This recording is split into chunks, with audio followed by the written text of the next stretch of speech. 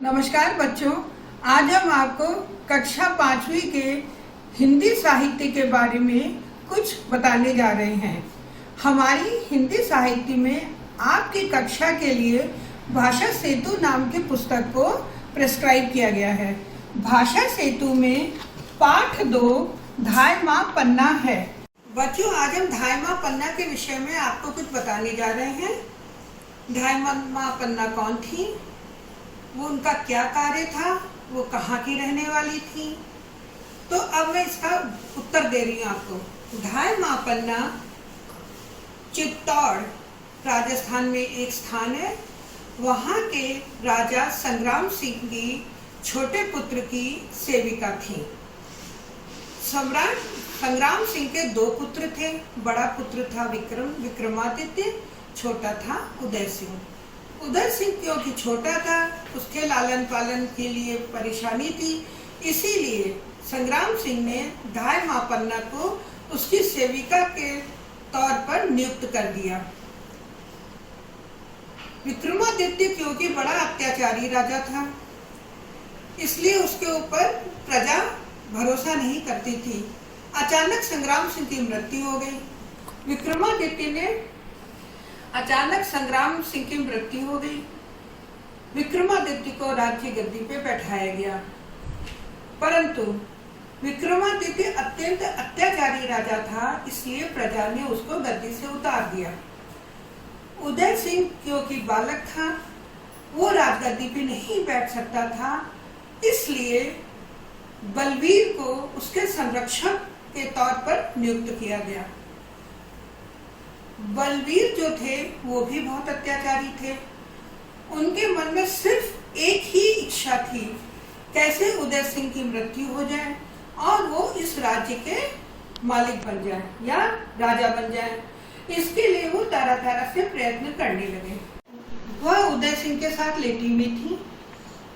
कुछ विश्वासी सेवक आए, उन्होंने बताया कि बलवीर उदय सिंह को मारने आ रहा है और उनके हाथ में नंगी तलवार है।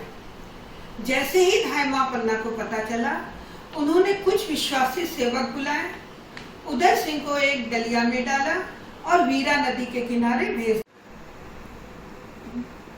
धायमा पन्ना ने अपने पुत्र को उदय सिंह के कपड़े पहनाए, उनके गहने पहनाए और राजपुत्र उदय सिंह के स्थान पर लिटा दिया। जब बलवीर नंगी तलवार लेकर महल में पहुंचा तो उसने कड़क कर जाते हुए कहा, धायमा, उदय सिंह कहाँ है? उस त्याग की मूर्ति ममता से भरी हुई बिना हिचकिचाहट के बोली, इशारा करके, ये है। उसको देखते ही देखते बलवीर सिंह ने टुकड़े टुकड़े करके काट दिया और कहा कि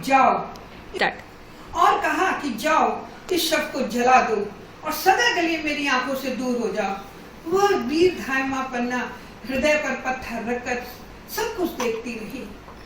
इस प्रकार उसने अपने पुत्र की, भावी राजा के जीवन की रक्षा के लिए अपने पुत्र की बलि चढ़ा दी। इसके बाद त्याग और बलिदान की मूर्ति अपने बेटे के शव को उठाया और महल से बाहर आ गई।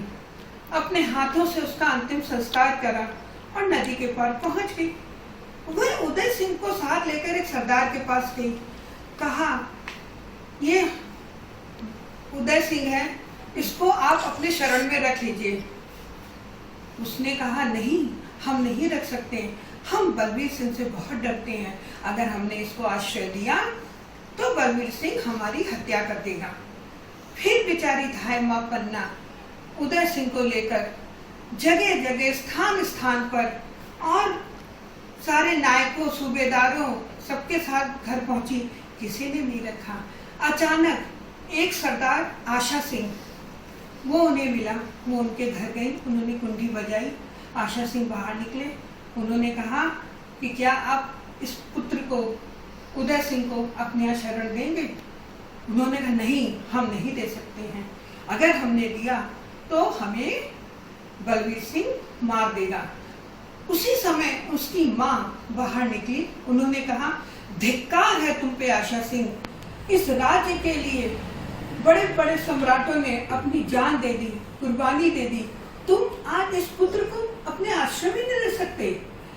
हमारे लिए माँ का धर्म निभाना मुश्किल हो गया। हमें अपने ऊपर दुख हो रहा है कि हमने ऐसे पुत्र को जन्म दिया। जब आशा सिंह ने अपनी माँ की बात सुनी तो उन्हें सहसा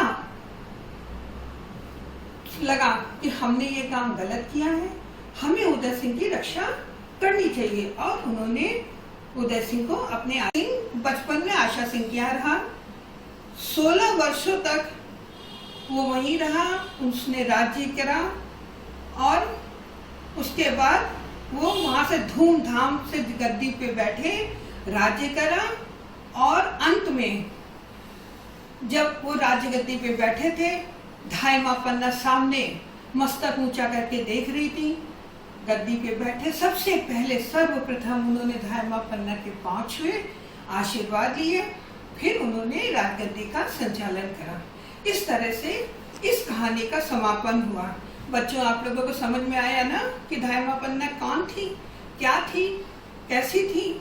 आज हमने आप लोगों को समझाया और ये आप लोग अपने पुस्तक में जितना आपको उत्तर पुस्तिका में याद हो वो लिख लीजिएगा और आगे हम फिर आपको बताएंगे। अब हम धाई माँ पन्ना के ऊपर कुछ प्रश्न उत्तर बताने जा रहे हैं, जिनको आप ध्यानपूर्वक सुनिएगा और जहाँ तक हो सके अपनी उत्तर पुस्तिका पे लिखने की कोशिश करिएगा। अब पहला प्रश्न है, चित्तौड़ किस राज्य में है? बच्चों, आपको पता चित्तौड़ कहाँ है? चित्तौड़ राजस्थान के मेवाड़ नामक एक स्थान में है। यह राज्य इतिहास में किस लिए प्रसिद्ध है? आपको पता है बच्चों ये क्यों प्रसिद्ध है? यहाँ पर बड़े बड़े वीर पुत्रों ने जन्म लिया, जैसे राणा सांगा, महाराणा प्रताप आदि। इसके अतिरिक्त और भी बड़े बड़े राजा महाराजाओं ने जन्म लिया था। ऐसी वो पवित्र वीरों की भूमि है।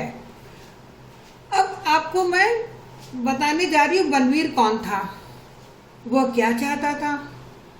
बलवीर जो था वो उदय सिंह का चाचा था और वो क्या चाहता था, वो मेवाड़ की गद्दी चाहता था, वो राजा शासक बनना चाहता था। पन्ना देवी ने बलवीर से उदय सिंह को किस प्रकार बचाया? जैसा हमने आपको पुस्तक में बताया था, उदय सिंह के स्थान पर अपने पुत्र को लिटा दिया और जिस समय बलवीर नंगी तलवार लेकर आया, वो बिना हिचकिचाहट के जब उसने पूछा कि कहाँ है आपका पुत्र या उदय सिंह, बोले वो है, उसने इशारा करके बताया। इस प्रकार से बलवीर ने उस बालक की हत्या कर दी जो उदय सिंह के स्थान पर लेटा हुआ था या जो पन्ना देवी का पुत्र था। उदय सिंह को किस सरदार के आश्रय मिला? जिस समय उदय सिंह को बचाकर पन्ना देवी लेकर आई, अब वो स्थान स्थान पे ढूंढ रही थी कि हम अपने इस बालक को कहाँ आश्रय दें, कहाँ छुपाएं।